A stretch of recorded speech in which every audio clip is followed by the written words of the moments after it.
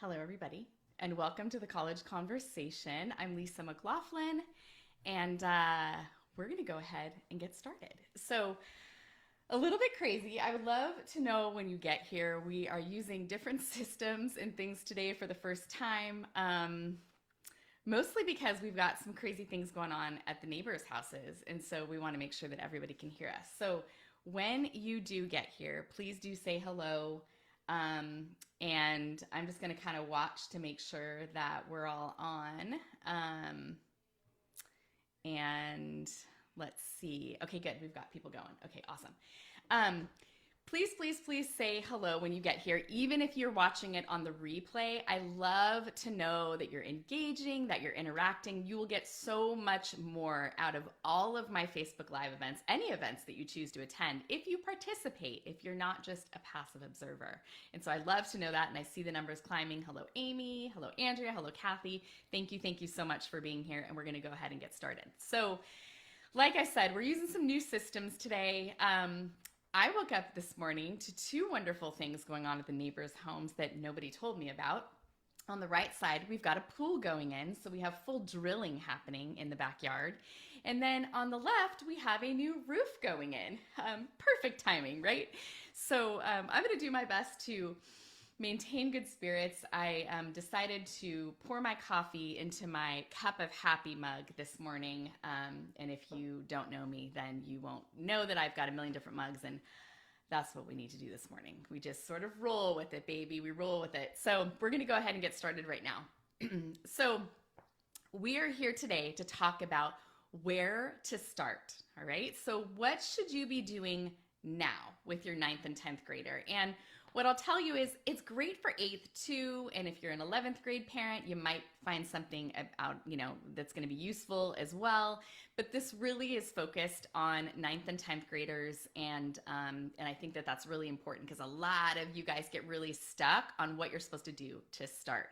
So what I love to do always at the very beginning is I love to know if you're brand new. So are you brand new around here? You've never heard me at an event. You've never come to a Facebook Live. If that's you, I would love for you to put newbie. And if you are a groupie, I want to know. I want to know if you're a TAF, the admissions formula member. I want to know if you've just sort of been around here for a while. I want to get all of that information from you. Okay, so please let me know that right away. So the first thing that I want to know is, why are you here? So why are you here with me right now? And I'm going to give you 4 different options, number 1, 2, 3, 4. And you might have a couple different of those. So listen to all of them, and I want you to pop in the comments if this is you. So why are you here? Number 1, you don't know where to start. I would say a lot of you are that, so you can go ahead and pop the number 1. Are you here because you don't know what to say to your teen? You're a little bit apprehensive about it. You're worried that you're going to stress them out. You're not really sure if you're going to be able to form the words to have this great conversation with them to start on the right foot. That's number 2. Number 3, are you here because I feel behind? If that's you, put a number 3.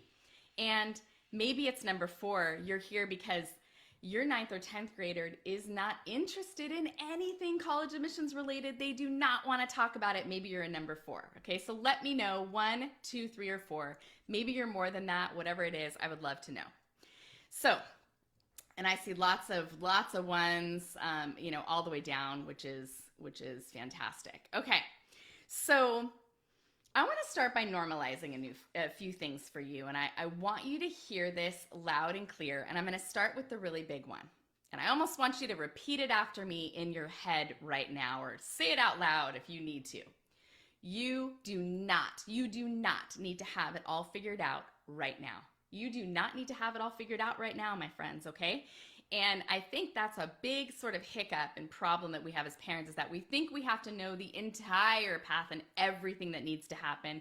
We want the certainty, and I'll tell you that the more comfortable you get with uncertainty, the better off you are going to be, all right? The second thing I want to remind everyone about as we head into this today is that you're all at very different places, okay? There's no ahead, there's no behind. It's such an arbitrary yardstick. And I know that we get so consumed with what we hear that other people are doing, and then all of the information we're getting in our feeds, makes us feel like we aren't doing enough, like we're not enough as parents and they're not enough as students. And I want to try to just tell you, let's normalize the fact that please let me assure you that you're not ahead and not behind. I've been doing this for 28 years. You just start exactly where you are right now and you keep moving forward. You know, make sure that you're eating that elephant one bite at a time, and that's what's going to help you the most with these conversations that I'm going to talk to you about having today, okay? I also want to normalize something that I think a lot of parents don't understand, which is it's not really about the number of boxes that are checked, and that's not really what's going to get your teen into college. And I know that's kind of counterintuitive because we're so used to checklists, right? Like, have our students done this? Check. Have they done this? Check. I'll tell you what, I have a high school senior, and I have not once thought about that in the process. Not once. Maybe I'll say now in her senior year as we're thinking about scholarships and merit aid and some of these things that she does need to do that are more deadline oriented. But when we look at ninth, even through 11th grade, you guys, it's not about a checklist. And so I want to help you to get out of that mindset that you have to check a bunch of boxes to be the best parent you can be to help your teen. And I want to move more into like what progress you really want to see your teen making and what momentum are you going to try to build, what milestones are going to be there. So that's what we're going to address today. I want to real quick remind everyone a couple of things. I will be live every Friday all month and actually into February talking about lots of different college admissions topics.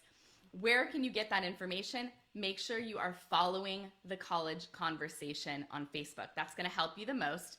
And then the second thing is make sure you are in our Straight Admissions Talk for Parents group because I have some really cool things coming up that I have never done before. So if you've been around for a while, we've got some new stuff for you. And you're really going to hear about it first over at Straight Admissions Talk, so you should also be in that group. And the third big thing is that next week, I think on Monday, maybe even Sunday night, we are opening the doors to the admissions formula, which is my 10-week college admissions program for parents of 8th through 11th graders. We're opening it to waitlisters only first, okay, because it's like there's a space available thing, so we want to make sure that we get the waitlisters in first. So if you're interested in that, there's a comment that should be pinned at the top here, but you want to get on the waitlist for the admissions formula in order to get first dibs on those seats. Okay, so are you wondering who is supposed to be doing what? Okay, so here you are with this 8th through 10th grader, and are you wondering who's supposed to do what? All right. Maybe you're thinking like it's the parent's job to move forward in the process. Maybe you're thinking that it's the student's job to move forward in this process. And maybe you're thinking that it's your counselor at your high school. How many of you are waiting to hear from your high school's counselor or the counselors that are going to come to the middle school before you get moving in the college admissions process? If you say that, say that's me, raise your hand, do this on the post or whatever if that's you. If you're waiting for some sign or something that you're waiting for from your counselor, that's really, really common. And I want to tell you something that is the absolute truth. The truth. Whose job is it to get moving in this process, to start to move the needle? 100% it's yours.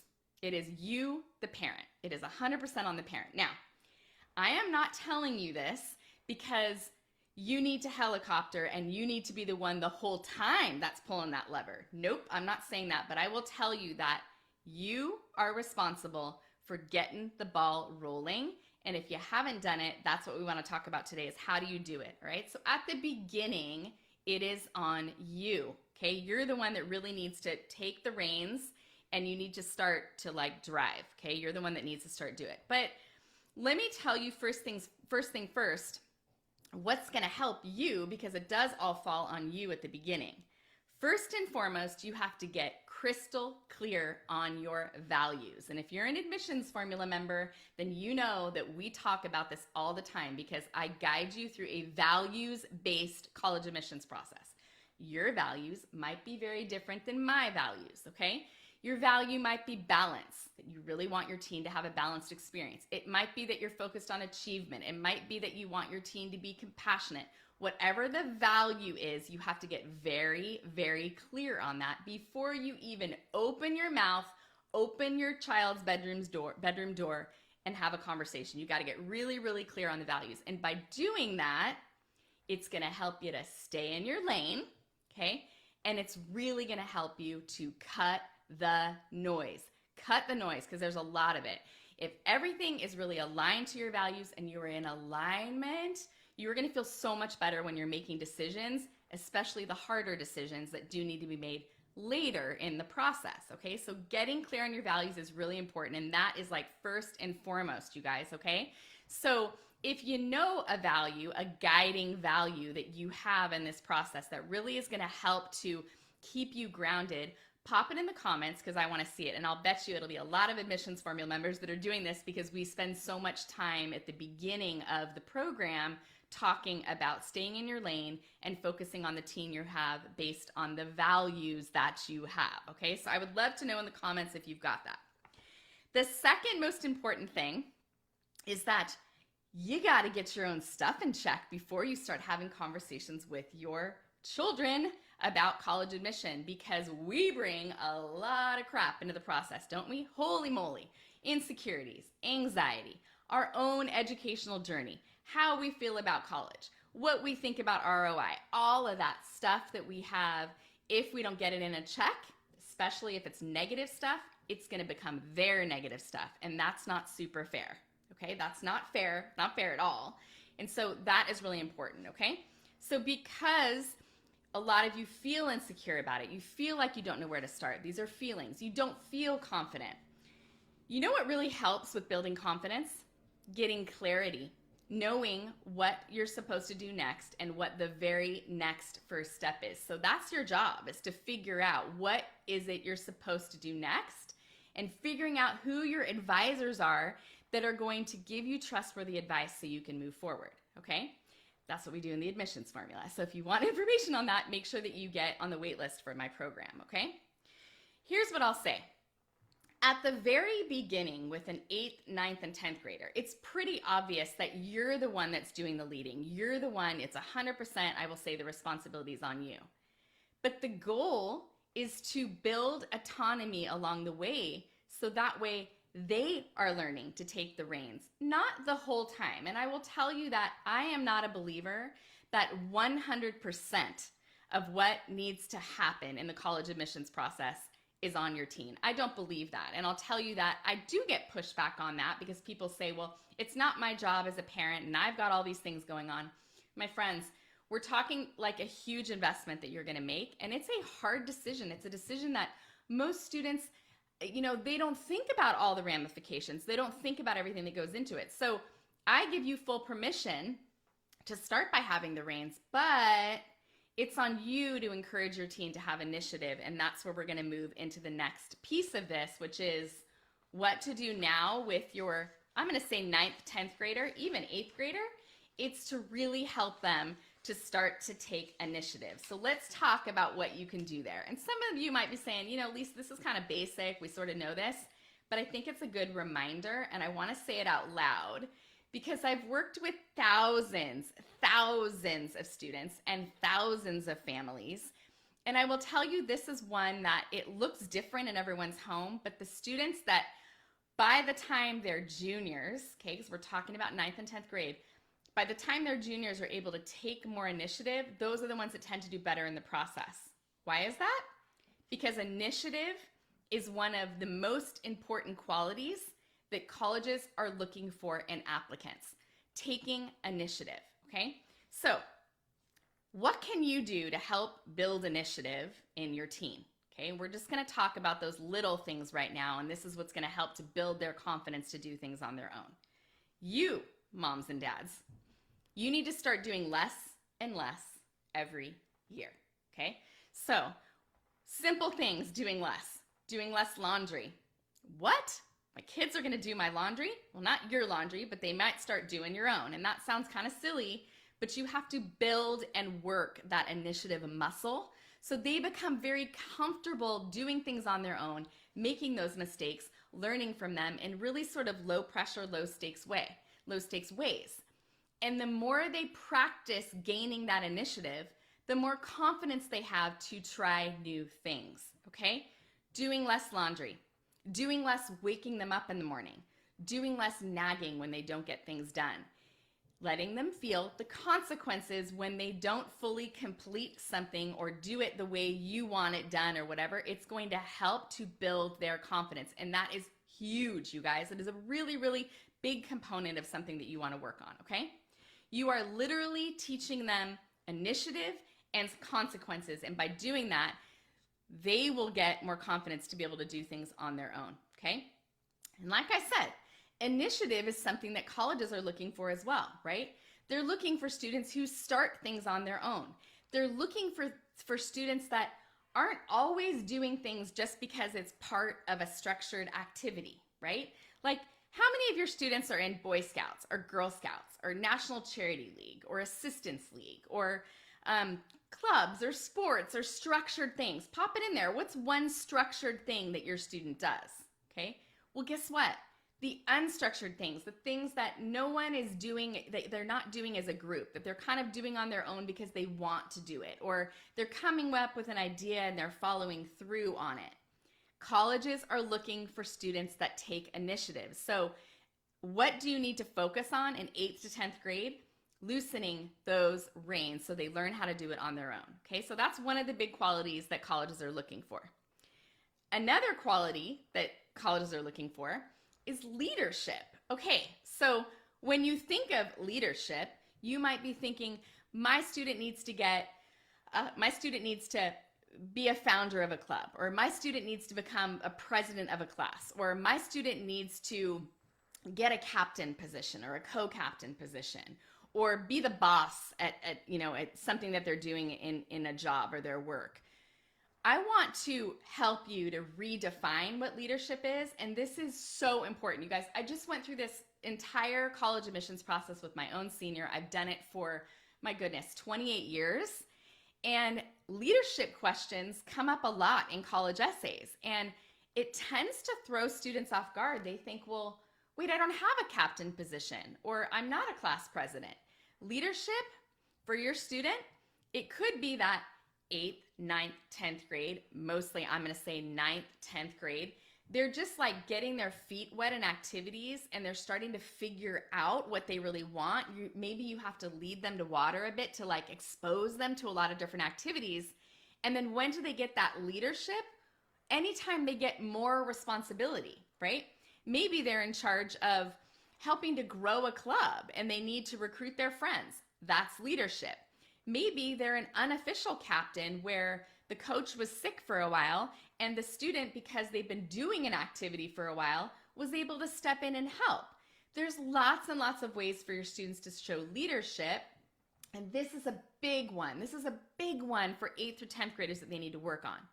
Your students can become very powerful leaders inside the classroom. And I think a lot of people don't talk about this because you think that colleges are only wanting leaders in terms of those traditional things I was talking about, right? Captain, founder. Listen, a lot of students illustrate how they lead, their leadership, by what they're like as a student. So if you can back it up where, let's say senior year, a student's going to need to talk about leadership in a leadership activity, most students don't just all of a sudden become that, right? What are the things that take place in a class that show leadership? If you have ideas, drop them in the comments and kind of crowdsource a little bit, but I'll tell you some.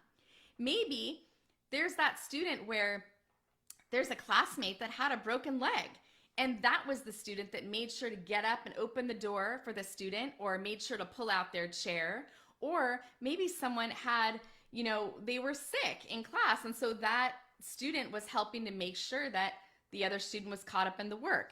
Maybe it's the student that during a group project, they're the ones that usually take the lead and learn how to delegate. So think of ways that you can encourage that with your 8th through 10th grader.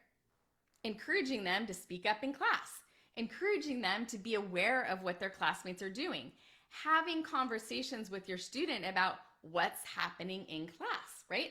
What's going on in class, and what are you like in class? And it's not always about the one who raises their hand all the time.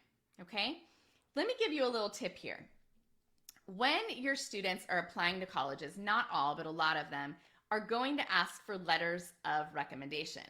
And that recommendation form is going to ask the teacher to evaluate that teen on a lot of different factors. And we go over this in the admissions formula. We talk about, well, what are colleges looking for, and how actually more that we do that, but what's really important is how are teachers going to be evaluating your teen when they're doing recommendations, and how they lead in the classroom and what they're like in the classroom is a really big part of that form. So for 8th, 9th, 10th graders, you should be encouraging your teen to ask for help.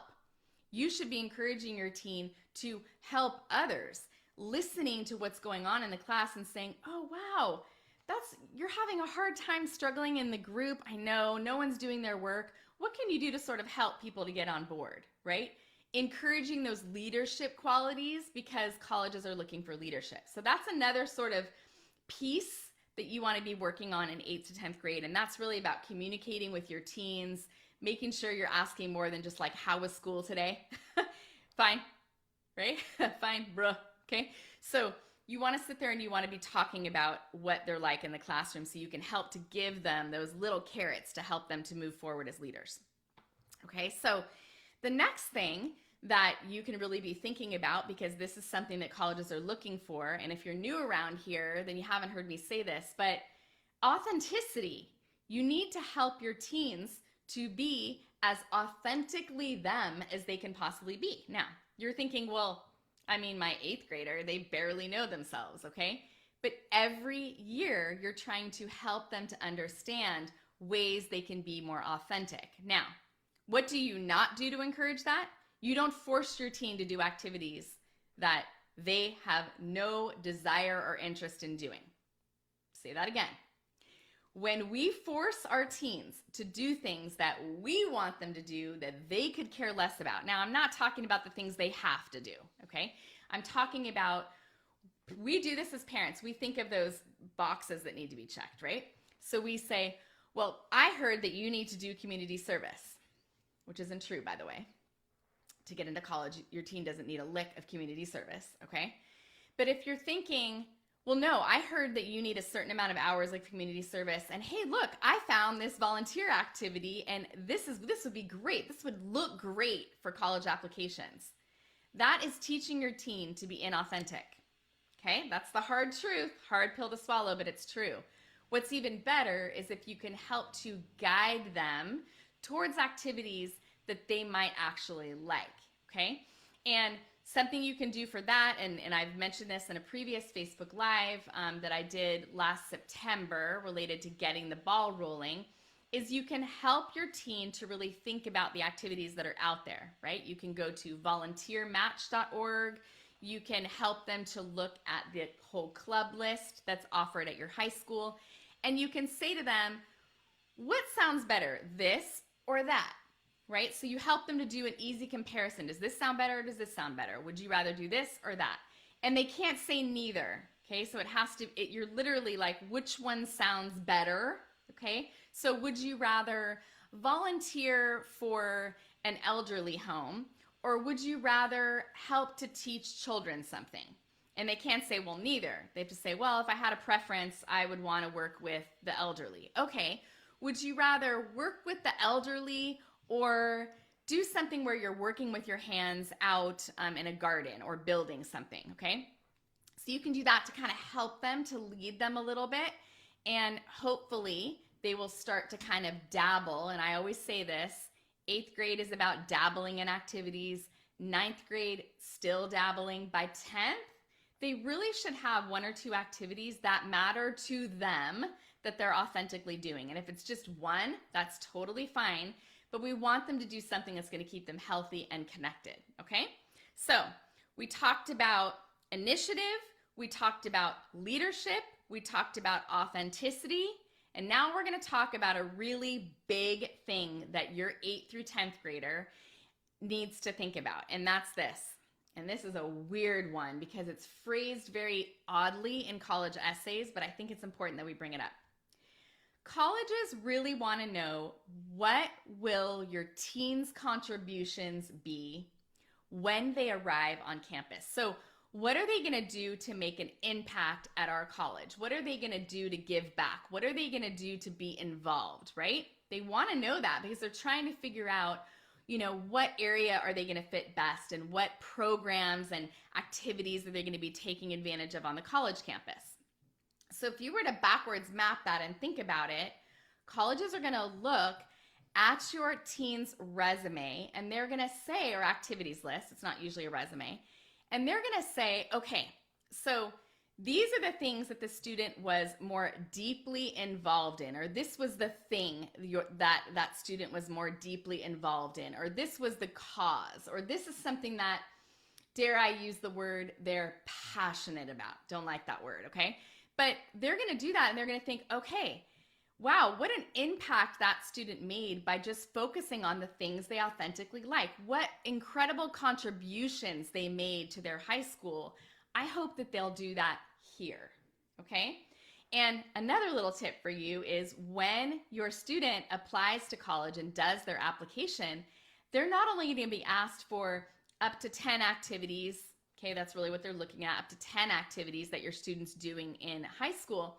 They're also going to ask the question of, which ones do you plan to continue in college? That question's there, and students will need to sort of check off which ones they're interested in.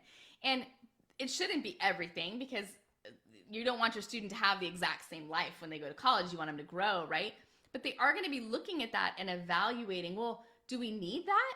If your student is involved in orchestra and you're forcing them to do orchestra because you think it looks good, well, are they going to even do it in college? And are you going to still make them do it then? Well, if they authentically don't want to do it, it's going to sort of fall flat when it comes to their applications, okay? So I think that's something that that everyone needs to hear, because I think it's really important, okay? Okay, so next one, I'm going to save the best for last in terms of the qualities that colleges are really looking for that are extremely important, and that is this. There is a major mental health crisis on college campuses right now. My gosh, there's a major mental health crisis right now in our world, okay? And of course, we're seeing it play out on college campuses. And here's what I want to say to you about that. Because of what's happened with the last 3 years, the chaos of it, the in and out of school, the students having a really hard time struggling with lots and lots of different mental illness, and also just them not feeling well, even if they don't have a diagnosed mental illness. I really believe that colleges are going to read to see, not do you have mental illness, okay? It's more like, what are you doing in order to be healthy, happy, and connected, okay? That's sort of a new word that I'm really going to be talking about a lot, and especially in the admissions formula, we're going to thematically be talking about this as we go through this 10-week program. Your students need to find connection. They need to find a sense of belonging, okay? And I'm not saying your students need a ton of friends. I'm not saying that you need a huge friend group. What I'm saying is, what are they doing in 9th and 10th grade that's keeping them connected to something? It might not be in school. It might just be stuff that's taking place out of school. But where do they have that sense of belonging, okay? Lauren just made a joke and said, I hope colleges need D&D players. And I'm assuming you're saying Dungeons and Dragons. And so I want to say this. You guys, they do. Colleges need all types of different types of students. And think of the problem solving and the critical thinking. And I have students that are D&D players that compete all over the world against other people online in that, okay? And play with other people and strategize. So you said it kind of as a joke and people are sort of laughing. But I'll tell you that, does that bring your student a sense of belonging and connection? Does it make them feel healthy when they're doing it? Do they love it? Are they interested in it? That's okay. And those skills will translate in other ways when they go to college, okay? You want to make sure that your students' mental health is put first in all of the decisions that you're making, whether it's the types of classes they need to take, whether it's whether or not they should be quitting an activity that's making them miserable, whether it's they should level up or down in a class. Whatever it is, mental health first, and I will tell you that colleges are going to read for that. They're going to see, What are your coping mechanisms, right? What things are you doing to maintain your mental health? And I think that's important, and it's an overlooked aspect. And all of the admissions directors and people that I follow and connect with and engage with are saying the same thing. How do I also know it's really important? Because there are thousands of dollars are being put into making sure that students have access to different mental health things on college campuses, okay? I had probably, I'm gonna say it's the most important Facebook Live event that I ever did, was about finding fit. How do you look for mental health? How do you choose colleges based on mental health? So it was finding fit, mental health and college selection. Go to the college conversation under events. Maybe my Chris, maybe you can drop that in here so people can watch it. It's really important, and you'll sort of learn what colleges are doing to prioritize it. And for the sake of this conversation we're having today, what should you be doing now with your 8th through 10th grader? Talk about it, focus on it, address it, remove the stigma, get the therapist, put them on medication. Whatever it is you need to do that works for your family and your values, do it, for crying out loud, because you want your teen to go to college healthy, and you want them to be able to have the coping mechanisms, so if they fall off, maybe when they fall off, they'll know what to do to feel better, okay? So that's my little rant about that. Now, we're gonna end with what progress your teen should be making in especially the 9th and 10th grades, and we're gonna talk now about those tangible things. For you folks that love checklists, you love your spreadsheets, you love your checklists, I know you, I see you, and I got you. Okay, so let me talk to you about this. I'm gonna give you some bigger picture things that you wanna be thinking about with your 8th through 10th grader. Why is it that I do not hand my admissions formula members or even my clients checklists as we're walking through the college admissions process? Because I feel that all it does is freak you out and freak your parents, freak your students out. And I don't feel like the checklist is as important as milestones. What milestones your students should be achieving, meeting as we go through this college admissions process. So let's address that right now.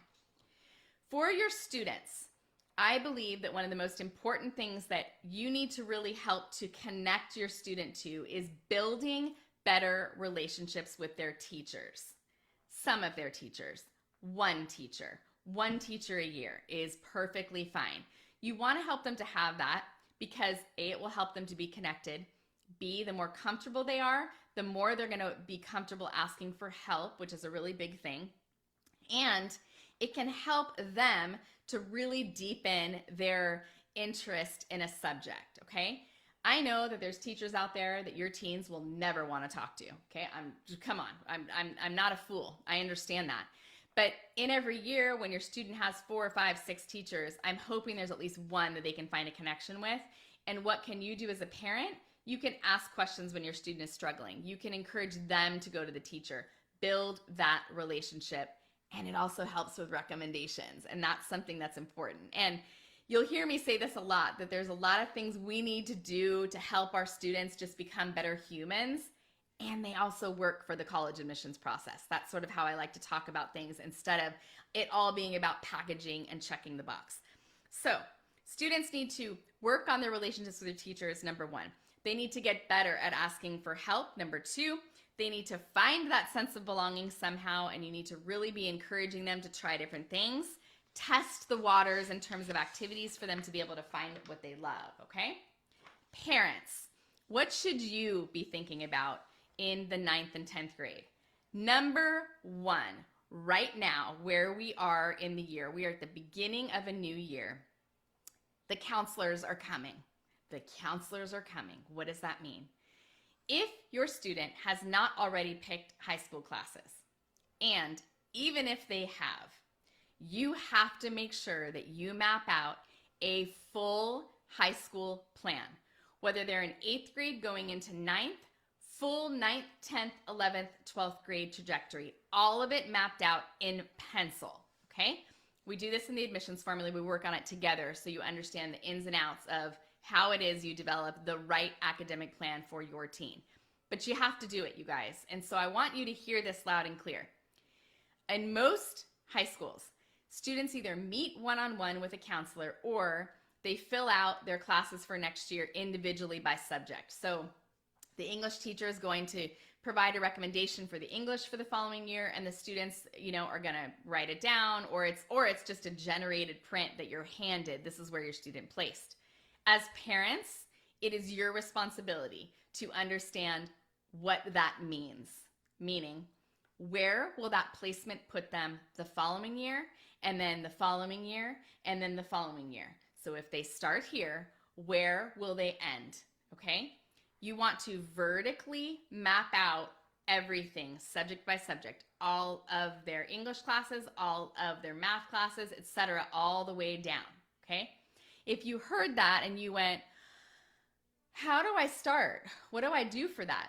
Find out, number one, from the high school counselors when course selections will be made. Shoot off an email and ask, and that way you can dig through whatever the program of studies is to figure out what the classes are, and you can start mapping it out. The easiest way to do it is take my course.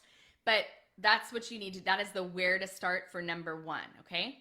It's really important because there's a lot of misplacement that happens, and there will be a Facebook Live event that talks about the biggest mistakes parents make in course placement. I'm going to do that pretty soon, I think like next week or the week after.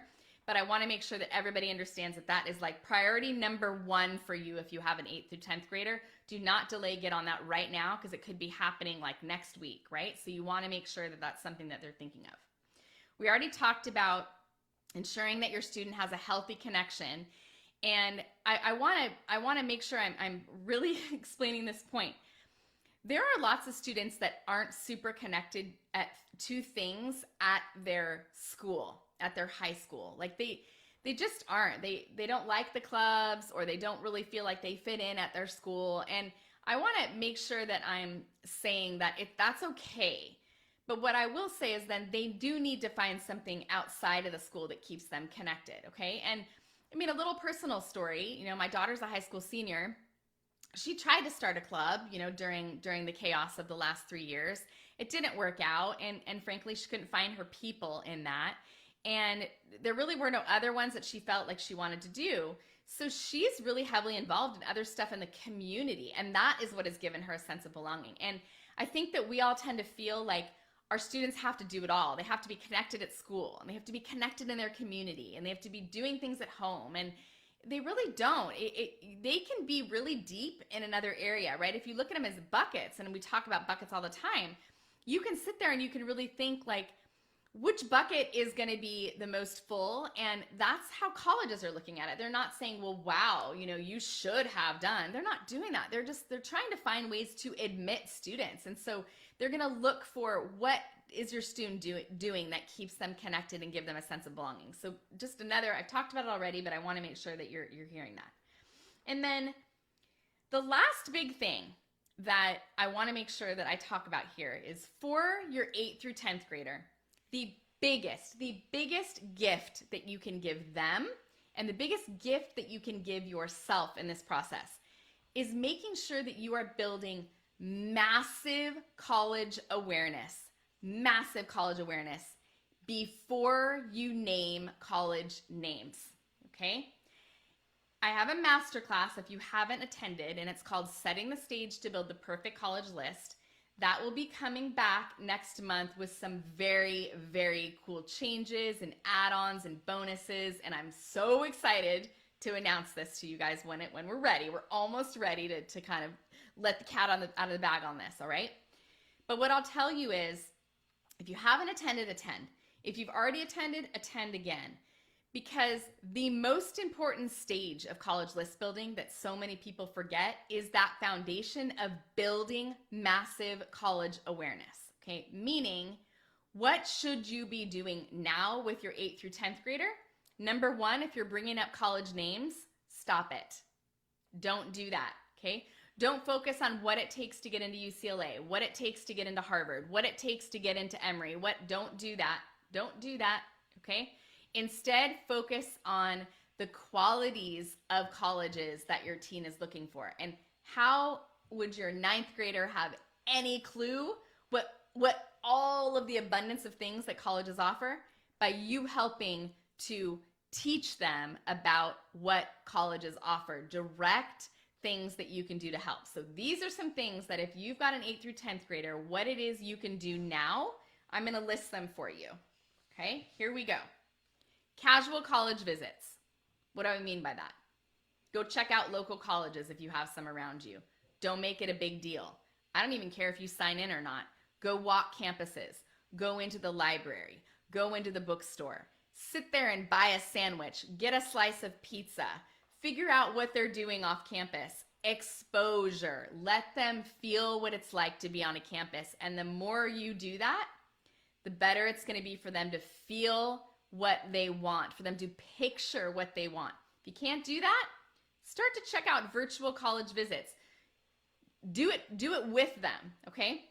And if you're sitting here thinking, my teen doesn't want to do that, I'm not going to do that, you're going to have them do it, okay? This is when you as a parent, the adult in the room, the one who's going to be paying for this most likely, or putting at least some money towards it, or taking out your loans, whatever you're doing, you want to make sure your teen knows what they're looking for when that time comes. And this is the kicker. This is the kicker. You know what a huge motivator is for students if they're really apprehensive or they don't want to talk about college or they're telling you to back off? College visits. Because it can really inspire them. Now, if you're taking them to all these reach schools that are going to be really hard to get into, that may not be inspiring. That might actually really be difficult for them because they get more worried. So take them to places where they might have a good shot. Take them to places and expose them to a really wide variety. And that way, when it comes time to pick colleges, to actually decide where they're going to apply, they have in their mind a huge, beautiful picture of what it is they want and they don't want in a college, okay? So that's a big thing. So casual college visits, do some like initial college research. You can do it with them. If they say something just like randomly, oh, I think it might be really cool to go to vet school. Start to look at what it takes to be, what majors might be great for them to eventually go to vet school, and plant those seeds with them to build exposure, okay? So like with my own child, she changed her mind a million times. And I will say this, that has opened her mind, the fact that she was not locked into something early and she keeps changing her mind. And whenever she does, I'll just say things like, maybe we should look for colleges that have that. Or, she rows outrigger canoe. And I said, maybe it would be neat to kind of see which colleges have outrigger canoe clubs near them. Not every time, when your student brings these things up, try to really help them to think about continuing that thing in college or what it would be to study that thing in college. That tends to build a lot of wonderful awareness, okay? That's something that will help you. The next question I get all the time is, should my 8th through 10th grader attend college fairs? Why not? Great, but low pressure, you guys. You want these conversations to be light and fun, okay? Light and fun. So that's something at the beginning that you can do as well, all right? So those were sort of the main things that I wanted to make sure that we talked about today with what you can do with your 8th and 10th grader. And here's what I want you to do now. Before you hop off, I want you right now to put in the comments, what is one thing out of all that stuff that I mentioned? What is one thing that you want to work on with your teen? What might it be? Maybe it's they're going to set their own alarm clock. Maybe it's you're going to plan a college visit for over the President's break or whatever the next holiday is. I want everyone, all of you that are here right now, I want you to pop in the comments something that you heard, whatever you remember, first thing that comes to mind.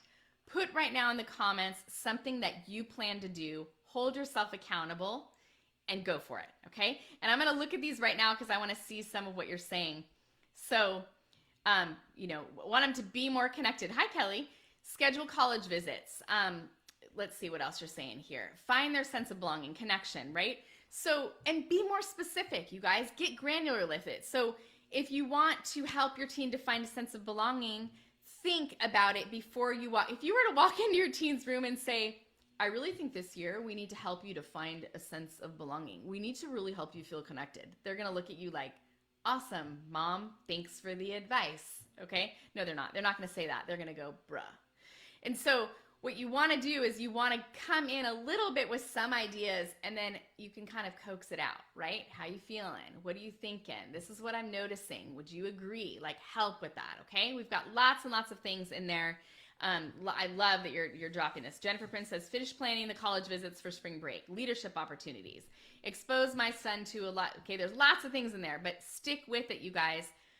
Your job is to work on the next thing. Don't worry about the whole enchilada. You don't need to worry about that right now. Start where you are, work on what's next, and by doing that, you will calm yourself down. Okay, it's important. You will calm yourself down so that way your team will want to work with you in the process and will want to move forward, okay? So, thank you so much for being here. We will see you next Friday for another fabulous Facebook Live. And just remember, get on the wait list for the admissions formula, my 10-week college admissions program for parents. I don't know when I'm offering it after this winter session. And so we're going to work together for 10 weeks. I'm going to help to guide you on everything you need. Academic advising, college list building, how do you talk to your kid? How do you have great conversations? How do you work with your high school counselor?